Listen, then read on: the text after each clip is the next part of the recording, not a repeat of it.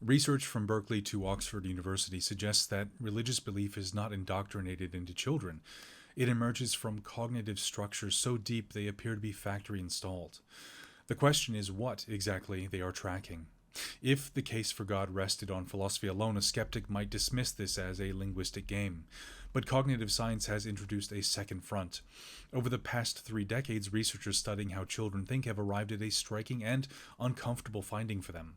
Children are not taught to believe in God so much as they are born prepared to.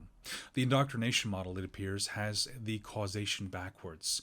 Justin Barrett of the University of Oxford, in his influential 2012 book Born Believers: The Science of Children's Religious Belief, synthesized an enormous body of research to argue that children possess a natural tendency to infer the existence of a purposeful, knowing creator. This is not a cultural accident. Alison Gopnik of UC Berkeley, whose research on infant cognition reshaped our understanding of the early mind, demonstrated in The Philosophical Baby that children function as natural-born scientists and philosophers, generating theories, testing hypotheses, and instinctively asking what is it for about the world around them.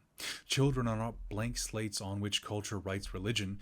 They come preloaded with cognitive tools that make belief in God almost irresistible, according to Justin Barrett in Born Believers.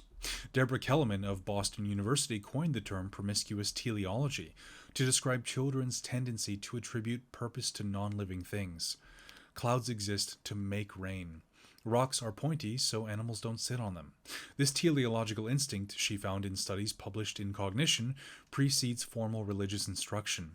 Pascal Boyer's Religion Explained introduced the hyperactive agency detection device, the mind's evolved tendency to overdetect intentional agents, as a structural feature of human cognition. Jesse Bering in The Belief Instinct traced this same impulse to adult psychology. Crucially, none of this disproves God. Gopnik herself acknowledges that children's intuitions reliably track reality in other domains. If the entire human species arrives wired to perceive design, purpose, and a personal creator, the more demanding question is not why do we believe, but what are we perceiving?